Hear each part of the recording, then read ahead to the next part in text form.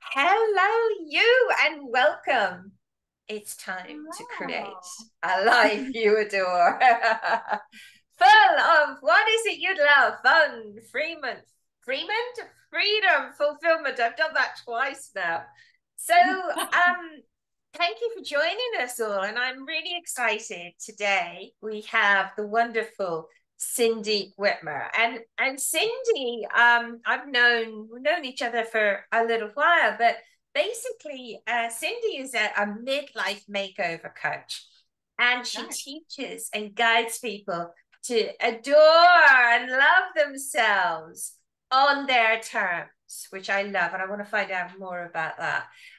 She's been doing this for over 30 years, and she's a best-selling author. Um, and she talks about this sense of having a makeover from the inside out. Cindy, thank you so much for being here. How are you, my love? Oh, thank you, Jerry. I'm doing well. Thank you so much. You're looking great. It's wonderful to be with you and your audience. Thank you. Yeah, it's a joy. It's a joy to connect with you. So tell me, not all, well, you can if you want, but the living on your terms, and especially when it comes to midlife, because I think it's an incredible time. Actually, you know what? I've got to admit, um, I'm Irish, and we probably have a different idea of what midlife is than you do. Probably not, but I'd love to know first of all, how what do you perceive as midlife? And what I was also going to share then was how we just get to this stage where it's so much easier to love ourselves and not care what people think and everything. So tell me all about living on our terms and this midlife. Yeah, well, I think people define midlife differently, just like you're saying, but I loosely define it as kind of the 40s, 50s, 60s. But I certainly have known women in their 30s and women in their 70s who thought they were in midlife as well. And so, whatever, I don't care. Who knows? None of us know how long we're going to live here, live on the earth. And, but I think what happens to kind of define midlife is people find themselves at a crossroads often in midlife. They kind of, been an adult for a couple decades and they've really um, dedicated their lives to many certain things, usually for a long time, whether it's a partnership or marriage, whether it's a business or a career, whether it's raising children, whether it's running a nonprofit, whatever it is, they've invested usually a long time at this point. And they get to this season in their life and they go, is this all there is? Like, is this kind of what the rest of my life's going to be like? And the generation older than them is starting to die off. And so then we're stepping into, oh, we're like, we're on the second half of our lives. And do we want it to be the same as this first half has been, or what would make it different? Because a lot of the first chunk of a season of an adult life is building, building, building, establishing. And then you get to the middle of your life and you go, well, I'm bored in this career now, or this marriage has been dead for years, or my kids are gone, they don't need me anymore. My body's doing weird stuff. What is happening to my body? I'm aging, I can't sleep, but my hormones are all whatever. And we go, now what? So thus there it is. There's the midlife crisis. So stepping fully into living to me means to make a giant shift from being others focused, what I call others focused, and go, aha, who am I? Besides this person that's taking care of these people and all this stuff all this time, who am I now? What do I really desire? What do I truly desire? If I created a life I adored, what would it look like?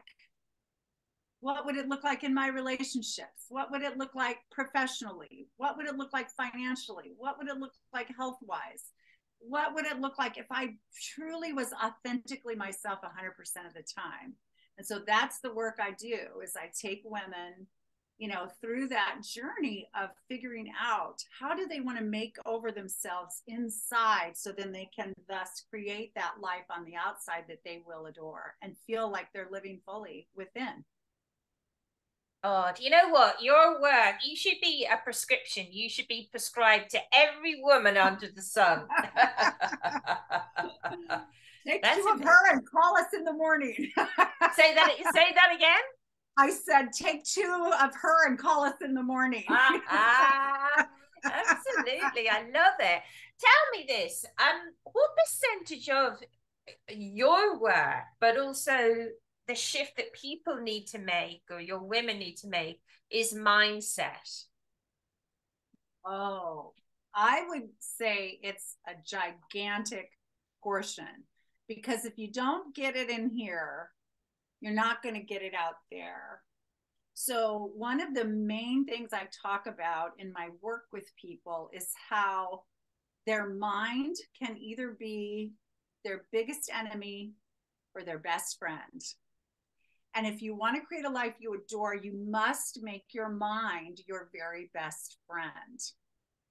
And so I think mastering our mindset, it is one of the steps in the Midlife Makeover Method. In my book here, it's step 4 is learning how to master your mindset, because thoughts lead to our feelings, which lead to our actions, and it sets the whole stage.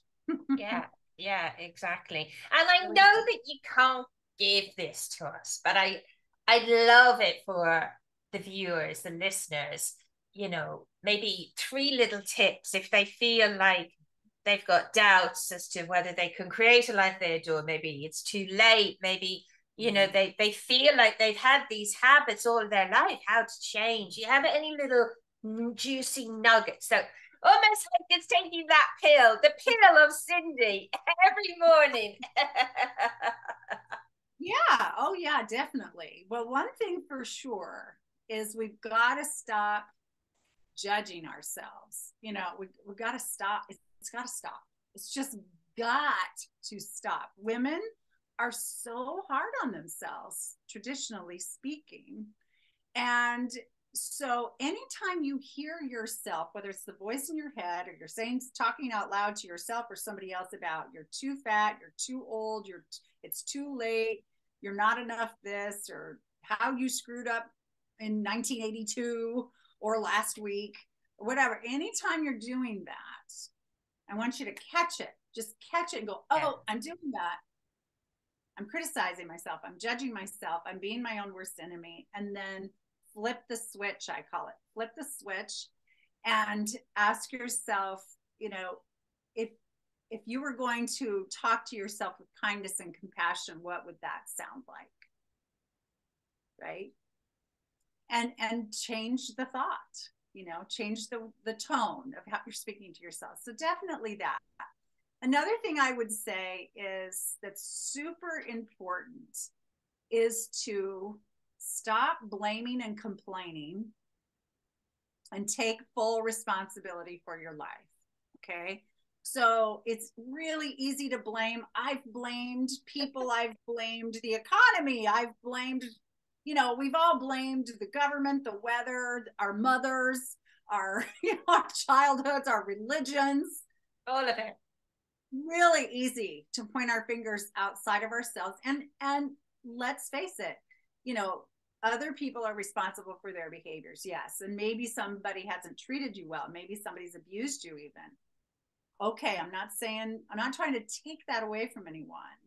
But what I am saying is any energy we spend blaming other people or blaming institutions or complaining is time and energy that we are spending on something we cannot control or someone we cannot control, and distracting ourselves from stepping fully into our lives and becoming the solution for ourselves.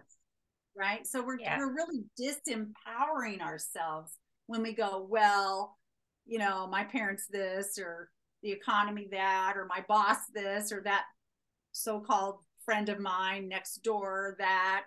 It's like, don't waste your time, don't waste your energy, just go, okay, I'm unsatisfied with this job or this relationship with someone or my health or whatever. How can I be part of this solution? How can I step in to, again, create what I've said I do desire? Because nobody desires to be a blamer and a complainer. No. And that's no life to live, right? Yeah. So that I think is really super important. And then another thing that really helps us create our best lives is being willing to let go. Oh. Let go, let go, let go. And there's all kinds of things or ways to look at that. One of the things I find with people in midlife is, of course, they have a history, a lot of history, which includes a lot of time guilt and regret. Sometimes a sense of failure, sometimes a sense of, oh, I've made all these mistakes. Let it go. The past is over. Even 5 minutes ago is over. We can't go back and do our conversation 5 minutes ago. It's over. You know, so definitely the so-called bad decisions or mistakes or regrets you have from last week, last month, last year, 10 years ago, it's over. So let it go. Other things that will help lighten up your life and make it great are letting go of clutter. You know, a lot of us keep everything, right? You've got clothes in your closet that don't fit. I'll bet anybody listening probably have clothes in their closets that don't fit, or they're keeping their deceased parents' entire, furniture collection. Or your emails you have 3,000 emails in your box, or financial records from the 70s, or, I'm being a little overly dramatic, but we're all, if you took a tour of your attic, your garage, your car, closets, your desk, that junk drawer in the kitchen, what you'll find is a whole bunch of stuff you don't need. And when you declutter, when you get clear, part of having a life you adore is being clear. What do I want? What do I not want? There's another thing to let go of. Any obligations, responsibilities, organizations you belong to, you don't feel it anymore. Things you don't have time for anymore. Relationships that are toxic, chronically toxic in your life. Not, I've had a bad week with this friend, I'm going to cut them off. But the relationships that have been painful for years, you've tried everything, and it's just a constant stress. That's another thing that you might want to consider letting go of. And any beliefs that you have had that no longer serve you. All these things weigh us down when they're no longer needed or wanted or loved. And when we let them go, we start to live lighter, and we are freed up for the things we value the most, we love the most, we want the most, and everybody wins. Oh my God. Every single word of yours should be framed in gold around everyone's living room. It's so funny. Every time you speak, I say something like that, but it's true. It's just, you're sharing such, I was going to say simple. It's not simple. It's profound, but it can be, and it can be easy. Yeah. And I just, say that again. It's practical. Yeah. Yes. Thank you. And I just want to circle back on a few things you said. The first thing really jumped at me is about taking 100% responsibility for the stuff you've created that you don't like and love, what's not working in your life. And when I heard about 100% responsibility, I was like, oh, I'm not sure about that. Wow. But actually, when you take 100% responsibility for you having created all of it, then that gives you then the power to realize that actually now I've got 100% responsibility to create what I do love. Right. It's empowering. It is so juicy. It can take a moment or two, though. Yes, that's true. So true. And you know what's interesting? The other thing I wanted to share is I actually have it written on my whiteboard here.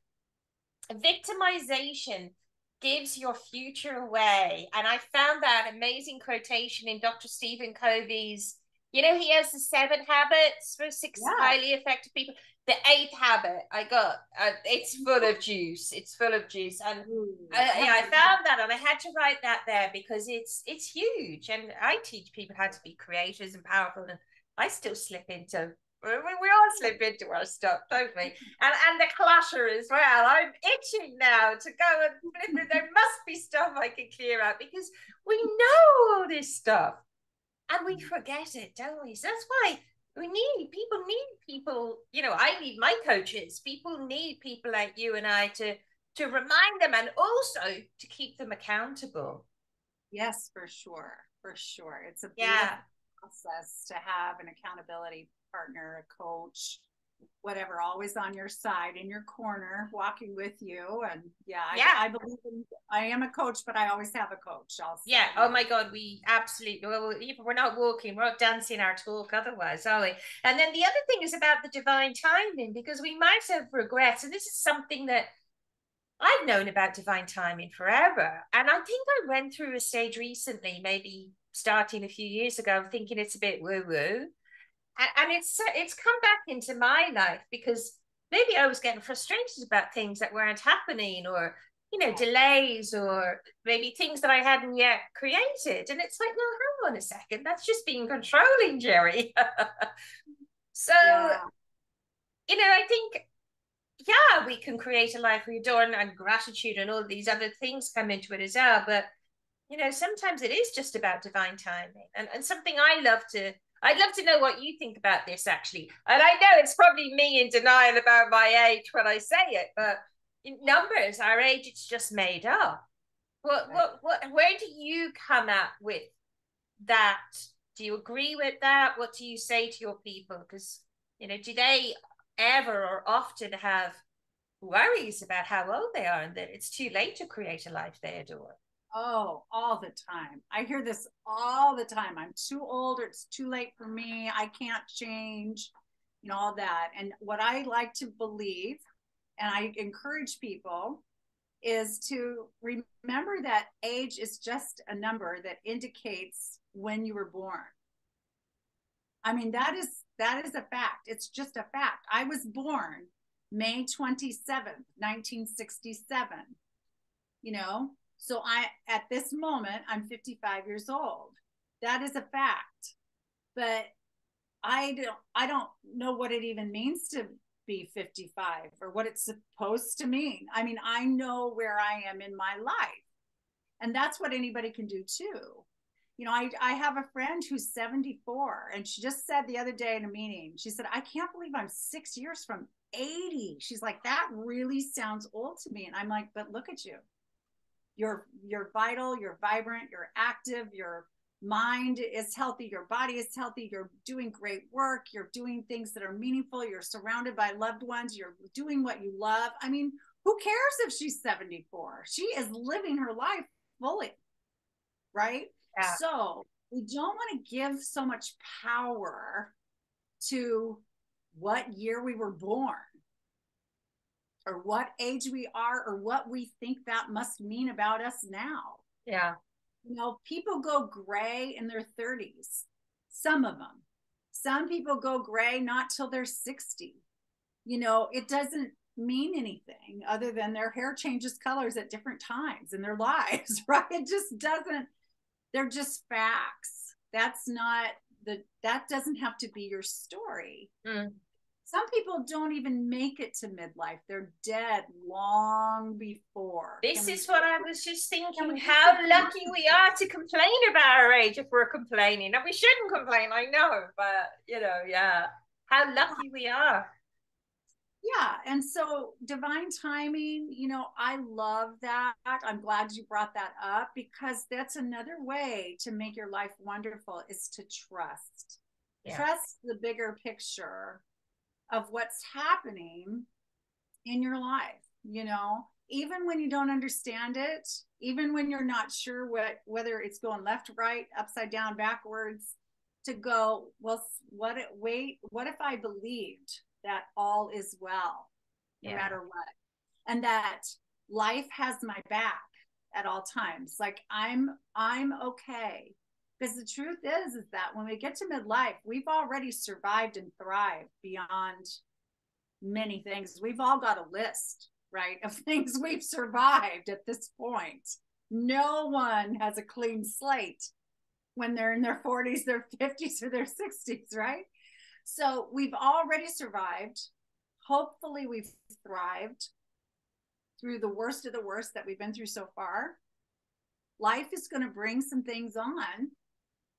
But also, if you go back and look at all the things you've survived, if you look carefully and with compassionate eyes, you will see, and trusting eyes, you will see divine gifts, lessons, treasures that have blossomed out of your tragedies. And so we can trust, we can sit back and go, no matter what happens from this day forward, I'm going to step into what I define as a life I really want, what it means to me to live fully. And I'm going to give it my best. And then I'm going to release the rest and trust that something bigger than me, that knows better than me, has my back and is on this journey with me. And, Nice. and it'll be okay, no matter what. Oh, I love it. Yeah, yeah, yeah, absolute gold. Do you come across when you're working with women, guiding through to, you know, create what they love, do you come across any common myths that might have kept them in stuck in midlife? Oh yeah, for sure. One of the biggest ones is I'm too old to change. Like I'm too old to change. Like I'm stuck in my ways, right? I can't possibly change. And I say to people, as long as you're still living and breathing, you can change if you want to. You've got to want to do it. But even if people say to me, well, I don't know what to do. I don't know what to do. And I'll say, well, I know what to do about certain things. That's why you hired me. Or let's say you want to get your body in better shape. You want to have greater flexibility, strength, and balance, in midlife. But you don't know how to do it. Well, personal trainers know how to do it. Fitness instructors know how to do it. Join a gym. Somebody there will help you know how to do it. I mean, somebody knows how to do it. Your doctor might know how to do it. Same with, anything. If you want to get your finances in greater order, someone knows how to help you do that. If you want to change careers and you want different training, but you don't know what it is, somebody knows. So if you're open and you're willing to invest in yourself and ask the questions, anybody can change. My grandparents on my father's side stopped smoking after 60 years. Wow. 60 years of smoking, and they stopped completely. And they smoked a lot in 60 years, I'll tell you. And they lived to be 96 and 93. And I think part of why they did was because they stopped, like in their 70s. They were in their 70s when they stopped. Unbelievable. And my same grandmother went to college in her 70s. She had to go back and get her GED, her high school diploma, even in her 70s, because she didn't get past the 8th grade way back when. But she wanted to be a college student. So in her 70s, she went and she got her GED so then she could go to a college, and she went to community college and got a 2-year associate's degree in her 70s. She didn't need to do that for some career. She didn't need to do it for any financial reason. She just wanted to do it. She wanted to change. She wanted to feel educated. I mean, people run marathons in their 80s. Many people's careers blossomed in their 50s, 60s, 70s, 80s. We could go on and on about that all night. So you can change if you want to. It doesn't matter what age you are. Yeah. So that's one of the that's the key, isn't it? If you want to. Yeah, you got to want to do it and believe in your ability to try, And I mean, another one is it's someone else's fault. Yeah. Oh my God, that's giving your power away, isn't it? For sure. Yeah, it's someone else's fault. So as long as we're believing that, We will not change because we're thinking they need to change.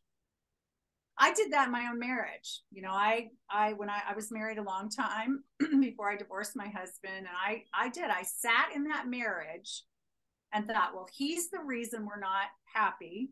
He's the reason we don't have a healthy relationship. And once he decides to change, it will get better. And I begged him to change. I invited him to change. I told him how he needed to change. I mean, you know, I did all that. Ooh, it didn't help. It didn't work. Yeah. When I took full responsibility for my life and changed me, then my life started to work well. Well done, you. But I was living in the myth of that someone else needs, you know, somebody else's fault, or someone else needs to make me happy. Yeah. Pointing finger at someone else, 3 fingers pointing back at us and 1 up at God. Right.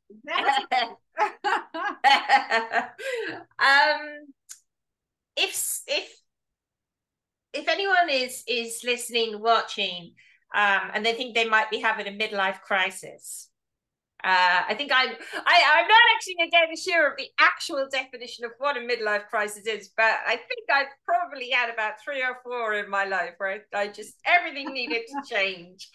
Yes. But what are the secrets for turning that experience into the best years of your life, Cindy? Well, one of them we've already talked about quite a bit, and that is taking full responsibility for your life. You know, you got to be willing to do that. And part of that is waking up and seeing how what you've done or not done, or how you've shown up for yourself or not, that has led to where you're at going. Right. So looking carefully at your own self, looking in the mirror and going, this is where I fell short for myself. This is where I have strengths. And now I'm going to take full responsibility. The second thing is you must know what you really want. What you really want, what you really need, what you truly desire, like to your core. Because if you don't know what you want, you cannot go get it.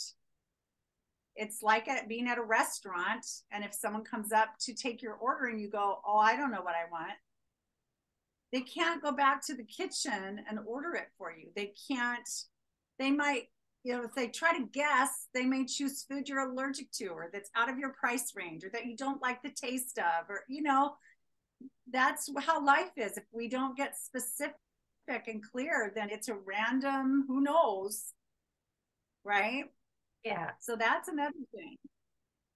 And then, again, making our minds our best friends, you know, not our enemies.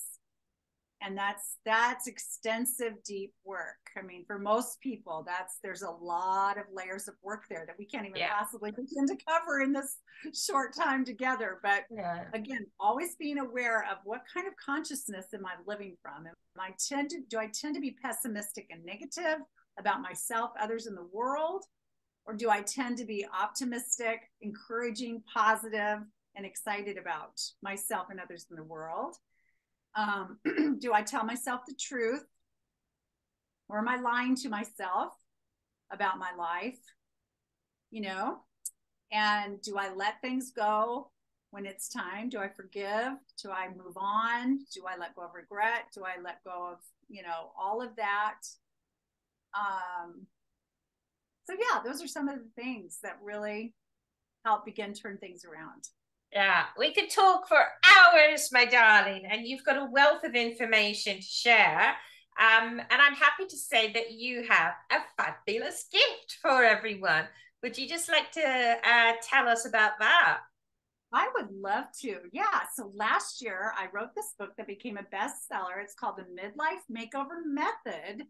And it's a methodology I developed. It's a 6-step method to learn how to really love yourself unapologetically and live fully, like we're talking about today. And you can get it on Amazon if you want the print, but if you want an ebook, you can get it for free at my website. It's right there at the top.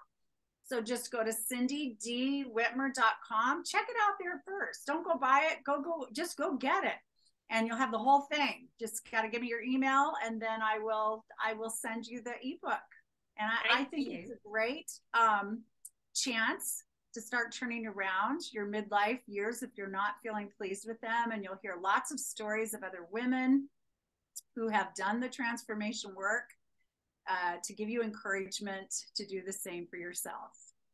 Thank you so much, my love. And that's a really big thing, isn't it? When we see that other people have done it, then we Oh, can put ourselves in their shoes. oh yes. I promise, no matter what you're going through out there, you are not alone. You are not alone. There are millions of people working through whatever it is you got. Yeah. Thank you. It's been like one gigantic hug chatting with you, my love. Thank you. Thank you so much. It's just been my pure pleasure and joy being here. And thank you to the listeners. And yes, anything I can do to support people and having the lives they adore, I am all over it and happy to participate. So thank you, Jerry. Thank you, my love. Thank you, everyone, for listening, for viewing, and see you next time. Big hugs. Bye, beauties.